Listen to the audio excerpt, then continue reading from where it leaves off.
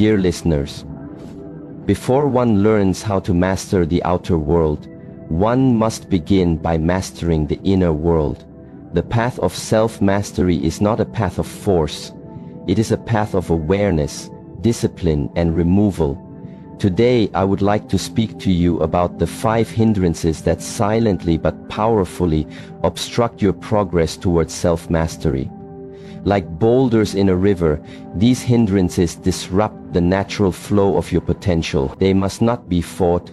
They must be understood and transcended. Let us reflect upon them through 4 key principles that support the path to inner clarity and strength. In the pursuit of self-mastery, the first and often most subtle obstacle is the hindrance of sensual desire. This is not only about indulgence in pleasure, but about the constant pull of the senses that keeps the mind outwardly fixated. It is the craving for stimulation, the attraction to the pleasant, and the resistance to the neutral or the dull. It is the itch for something more, something brighter, something louder. The challenge lies not in the presence of pleasure itself, but in our dependency on it. Our attachment to the pleasant and our aversion to silence and stillness. Sensual desire is the reason why a person cannot sit in silence for 5 minutes without feeling bored.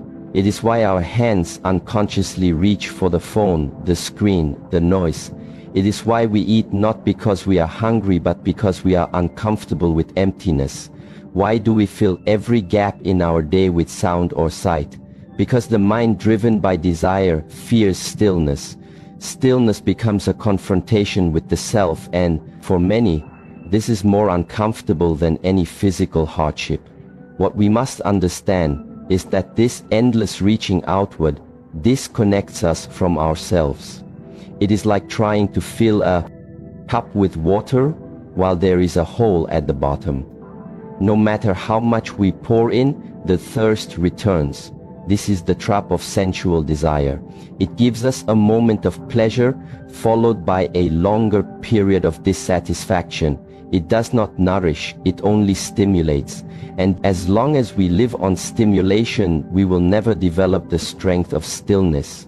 Self-mastery demands that we train ourselves to sit with simplicity, to be comfortable with less, not less in a way that deprives, but less in a way that frees. The ancient masters did not renounce the world out of hatred for it. They renounced it because they saw its transience. They recognized that no matter how refined the pleasure, it too shall pass, and to anchor one's peace in something passing is to build a home on sand. So how does one begin to loosen the grip of this hindrance? The first step is observation. Without judging, without reacting, simply observe the pull of desire. Notice when your mind is restless and seeks to be entertained.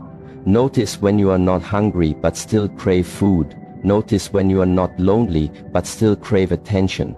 This awareness is the beginning of freedom, because what we see clearly, we are no longer blindly controlled by. Next, we practice restraint, not repression but conscious redirection. Instead of reaching for the phone, pause. Instead of indulging in every craving, allow one to pass by like a cloud. You do not need to fight it, you simply do not feed it. Slowly you will find that the craving weakens, and in its place something deeper arises. A sense of contentment, a sense of enoughness. This is the gift of stillness. To cultivate stillness, you must give it space. Every day, even for a few minutes, sit in silence without any form of stimulation. No music, no phone, no conversation. Just your breath, your body and your mind. At first it will be uncomfortable because the mind, conditioned by years of stimulation, will rebel. It will tell you this is a waste of time. It will tell you you are missing out. But stay. Stay until the storm settles, until the mind, like muddy water, begins to clear. And in that clarity, you will notice a new kind of joy, not the sharp spike of pleasure, but the steady warmth of presence, the joy of being here without needing anything more, the joy of not escaping the moment, but fully inhabiting it. This is the strength that comes from stillness. It is not passive, it is not weak. It is powerful because it is rooted. There will always be temptations, there will always be distractions, but the difference is that now you are not a servant to them. You have tasted something higher, something more real, and once you do, the glitter of stimulation begins to lose its hold. The sugar becomes too sweet, the noise too loud, the drama too empty. Self-mastery is not a rejection of life's pleasures. It is a reordering of priorities. It is a commitment to choose clarity over confusion, depth over distraction, peace over pleasure when they come at the cost of your presence. You learn to enjoy without an attachment, to act without addiction, to participate without being possessed. And so the first hindrance begins to dissolve, not through force, but through understanding, not through denial, but through refinement. This is the way of the inner warrior, the one who fights no one, but wins the greatest battle of all, the battle within. The second hindrance to self-mastery is ill will, and this one often hides behind the mask of righteousness. It is the fire of anger, the tension of resentment, the coldness of silent judgment. It appears when things do not go our way, when people act against our expectations, when life presents us with discomfort and we choose to meet it with blame rather than understanding. Ill will is the emotional energy that seeks to separate, to push away, to dominate. It is a reaction that arises when we feel powerless, and instead of softening, we tighten. Instead of understanding, we control. But the deeper truth is this: control is an illusion. We cannot control people, we cannot control the world around us completely.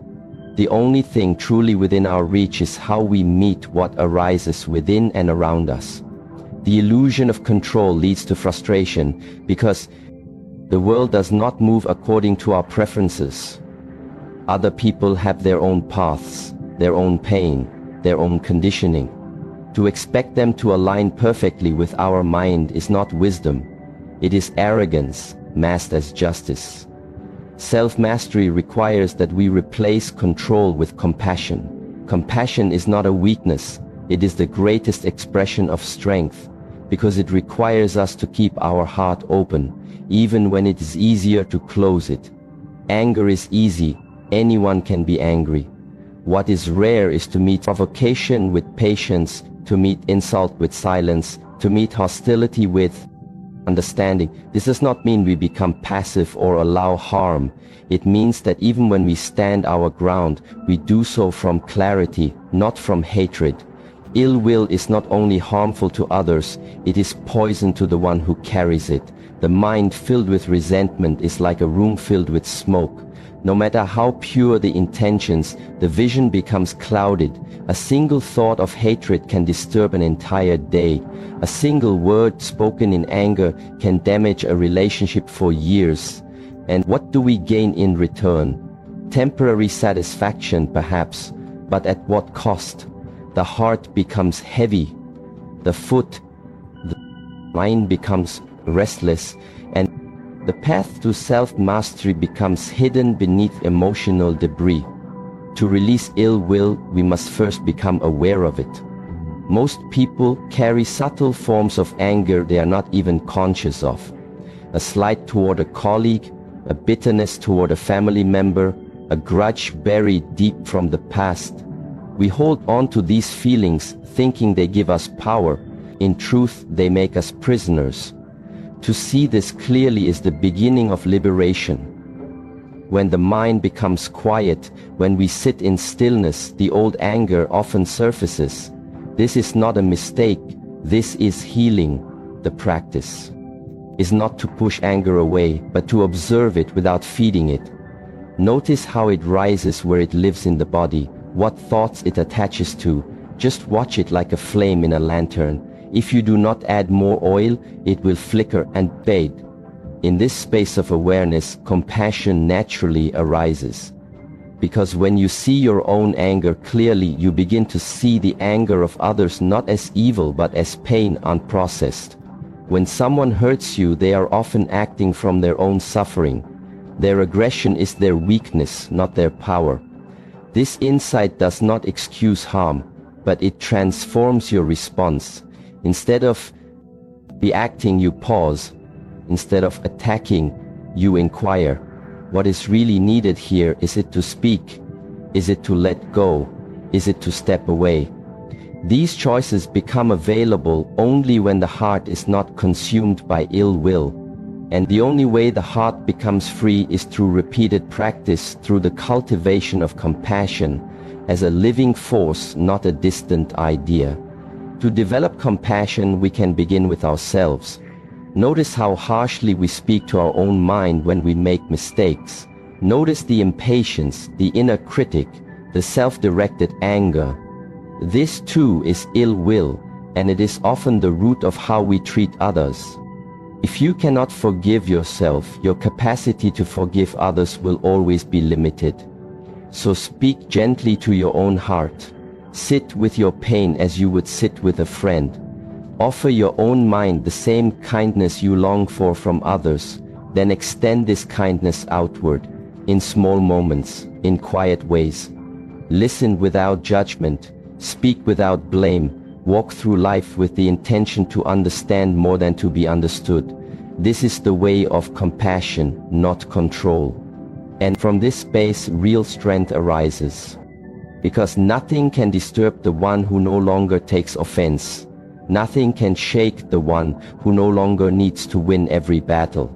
Compassion makes us invincible, not through domination, but through equanimity.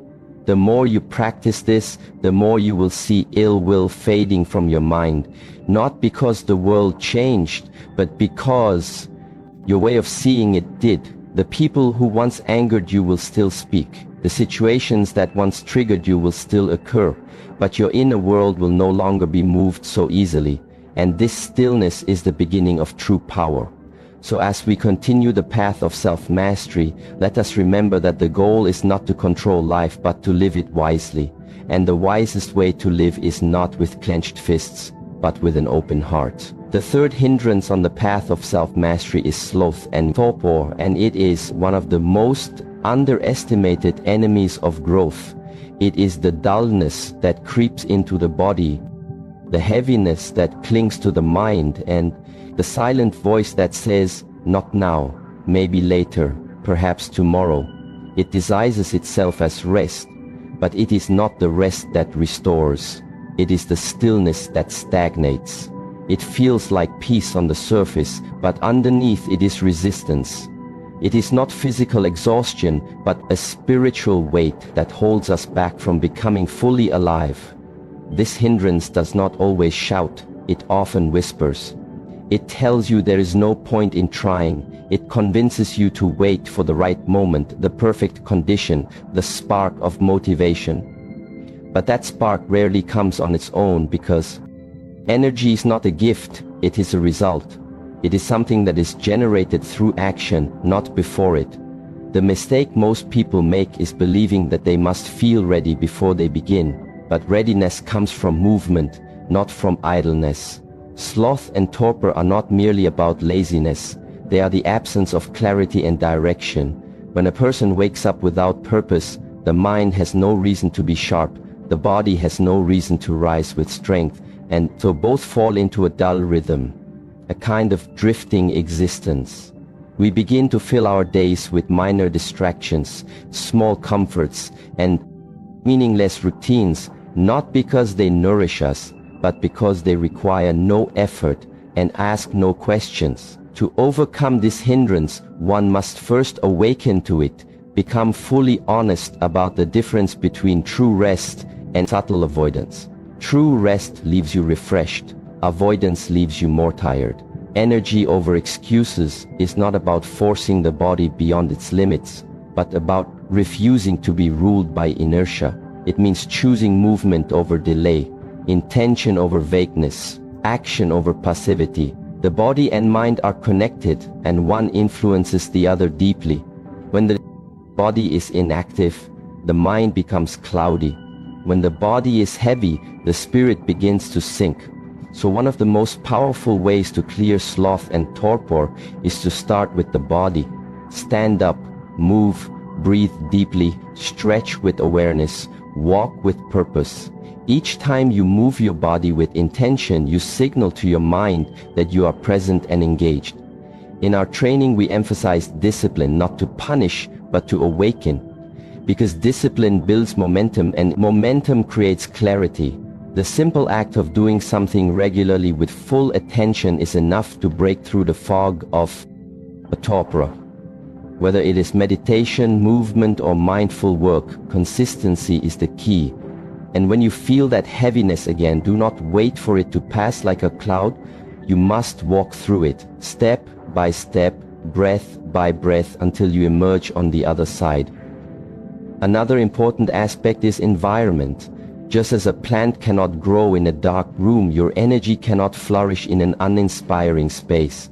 Surround yourself with simplicity and order. Keep your space clean and your schedule intentional. What you see and experience daily influences your internal state. If your world is cluttered, your mind becomes cluttered. If your life lacks rhythm, your energy has nowhere to flow. Also, be mindful of the company you keep. If you spend time with those who normalize excuse and stagnation, you will slowly begin to absorb the same attitude. Instead, choose to be around those who challenge you to grow, who hold you accountable, who speak from clarity, not from comfort. Their energy will lift yours even without words. And finally, observe your inner language. What do you tell yourself when you feel uninspired? Do you say, "I cannot do this," or "I will begin now"? Do you wait for conditions to change? Or do you change your position in this moment? The thoughts we repeat become the beliefs we live by. If you believe you are weak, you will act weakly. If you believe that energy is something you create, you will rise again and again, even when tired, even when uncertain. It is also helpful to reflect on your deeper reason, your why. Without purpose, energy has no direction, and without direction, it dissolves into distraction. Ask yourself, why do I train? Why do I grow? What do I serve with this life? These questions are like sparks, and when you hold them close, they ignite the fire within you. There will be days when you do not feel like moving, days when the mind feels clouded and the body feels unwilling. But those days are the most important days to show up, because it is not difficult to act when we feel good. The real transformation happens when we act despite not feeling ready. That is how energy is cultivated, through commitment, through movement, through presence. And as you begin to live this way, you will notice something changing. The heaviness lifts more quickly, the mind clears more easily, the excuses lose their strength, because you have stopped waiting for motivation, and instead you have become the source of it. So let us remember that energy is not given, it is earned through daily action, through conscious choices, and through the courage to face our own resistance. And in doing so, we do not only rise above sloth and torpor, we begin to live with a lightness and strength that no external condition can take away. On the path of self-mastery, one of the most deceiving obstacles is the heaviness that quietly takes root within us. The dulling of the mind, the slackening of the spirit, the slow drag of the body. Not due to real tiredness, but due to a loss of inner fire.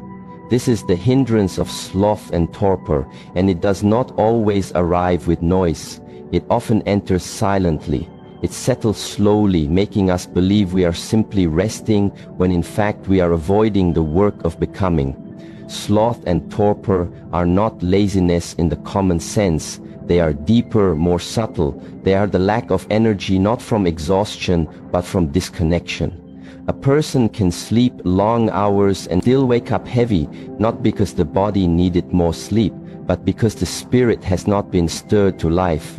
The energy that awakens clarity, purpose, discipline does not come from sleep alone. It comes from alignment and action. The more we wait to feel ready, the more we sink into passivity. Waiting becomes the excuse and energy slips further away. Energy is a result, not a condition. It is born from movement and direction, not from sitting still and hoping for change. Self-mastery does not ask for perfection, it asks for consistency. To feel heavy and act anyway, to feel uninspired and still take one step. This is the discipline that dissolves this hindrance. It begins the moment we stop justifying our delay and start moving with whatever we have, however small the effort. Sloth, torpor often come with stories. The inner voice that says, "Not today, maybe later, I am not in the right mood," or "This is not the right time." These thoughts seem harmless, but they feed the very state we are trying to escape. It is not the thought itself that binds us, it is believing in it, following it, giving it power. The mind will always prefer comfort to discomfort, but growth does not come from comfort. It comes from pressure, not overwhelming force, but the steady discipline of showing up again and again. When the mind is dull and the body resists, the most powerful action is the smallest one done with full attention. Stand up, breathe deeply, move your body with purpose, not for the sake of exercise alone, but to awaken the energy that lies dormant within. Even the simple act of stretching the arms, walking in silence, or sitting upright can shift the entire internal state.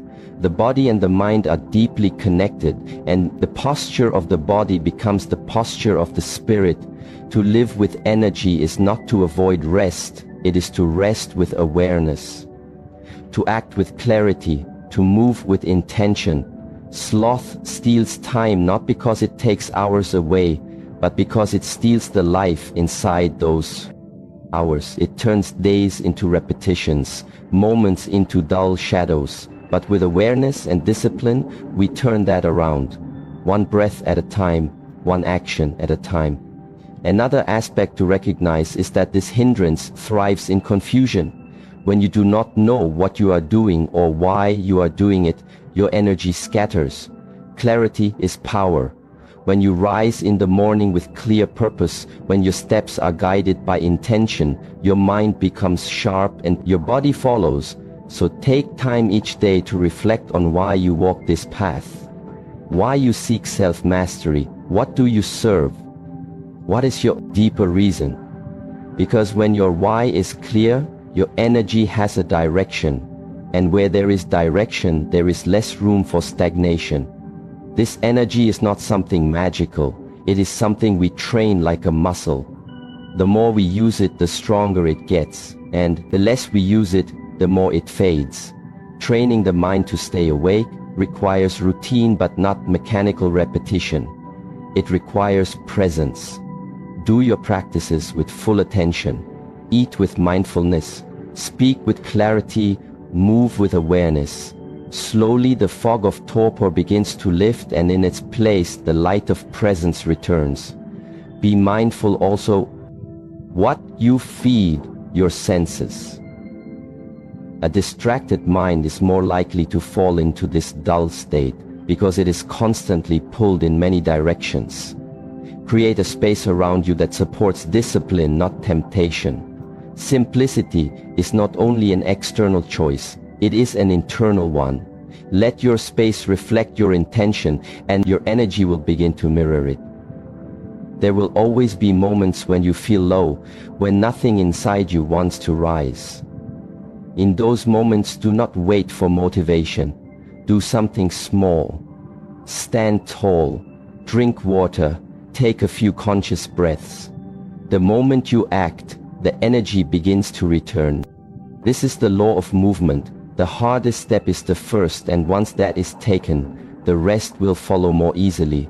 Sloth and torpor are not defeated in one grand gesture. They are worn down by quiet perseverance. They lose their grip when you stop negotiating with them, when you stop making excuses and simply begin. With every step you take, Despite the heaviness, you send a message to your mind that you are in control, that your purpose is greater than your mood, and through this quiet battle fought daily, with breath, with movement, with discipline, you begin to awaken a force that no longer depends on conditions.